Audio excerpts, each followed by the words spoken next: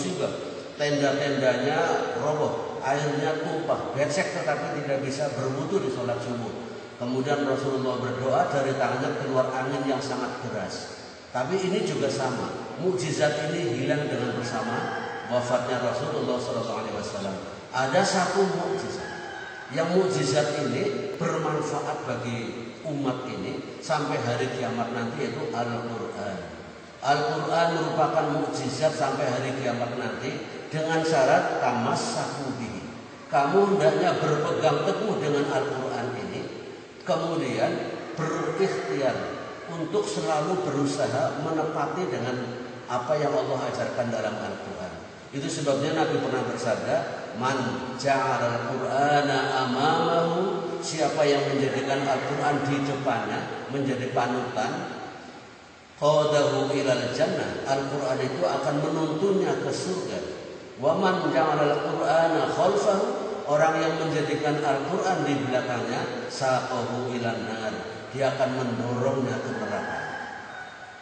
Tentang Al-Quran ini, saudara-saudaraku sekalian, Rasulullah SAW menggambarkan banyaknya manfaat, banyaknya keutamaan dan banyaknya kebaikan yang terkandung di dalam Al-Quran.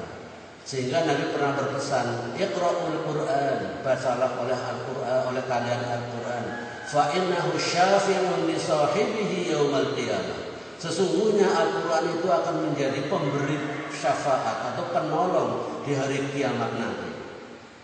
Kalau hari-hari kita sekarang merasa suram, merasa banyak masalah, merasa banyak problem, merasa banyak ujian, ribet, kekurangan, penderitaan, kesengsaraan menimpa diri kita, mungkin kita jauh dari Al-Quran.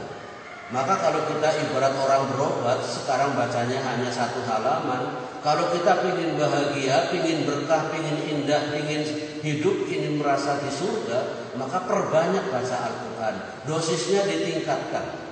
Sampai dengan kita hari-hari kita ini menjadi sahibil Quran, menjadi orang yang memiliki atau membawa atau melakukan ajaran Al-Quran, sehingga kita akan berbahagia.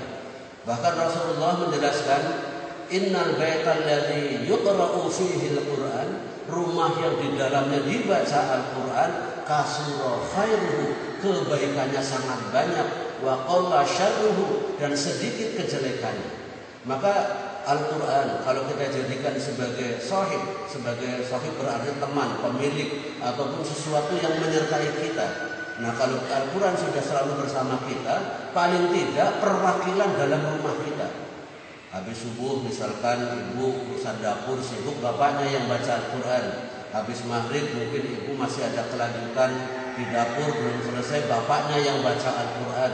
Maka ini bisa kompak, gantian membaca Al-Quran. Yang penting rumah kita jangan sepi dari kalimat thayyibah, kalimat-kalimat dalam Al-Quran. Karena Nabi menjelaskan, jangan kau jadikan dalam bahasa kita rumah kalian makmur seperti kuburan, sepi, nyenyak, tidak ada bacaan Al-Quran. Bahkan Rasulullah pernah menjelaskan, zayyinu buyutakum bitilawatil Quran, hiasilah rumah kamu sekalian dengan bacaan-bacaan Al-Quran. Hari ini kita prihatin, sebagian kita atau masyarakat kita atau kadang kita juga yang kita sibukkan bukan Al-Quran. Dari bangun tidur yang kita cari HP, mau tidur yang kita pegang HP, bahkan tidur sambil bantalan HP. Kemudian kita sangat-sangat tergantung kepada yang namanya HP. Ini prihatin. Itu tidak apa-apa menggunakan HP untuk teknologi, untuk komunikasi, untuk sesuatu yang penting, belajar, untuk mengambil manfaat dari ilmu yang ada di dalam, tidak apa-apa. Tapi jangan dihabiskan waktunya untuk itu. Ini awal kajian kita tentang Ijazul Quran. Insya Allah akan kita sambung lagi pada kesempatan yang akan datang. Semoga bermanfaat. Mudah-mudahan kita termasuk orang-orang yang shahidul Quran, selalu bersama Al-Quran, sehingga kita nanti di akhirat akan mendapatkan manfaatnya juga. Terutama di waktu di As-Sirat, itu kita akan mendapatkan keteguhan kaki di dalam menapak As-Sirat. Di alam kubur juga kita akan mendapatkan cahaya yang baik dengan tilawat.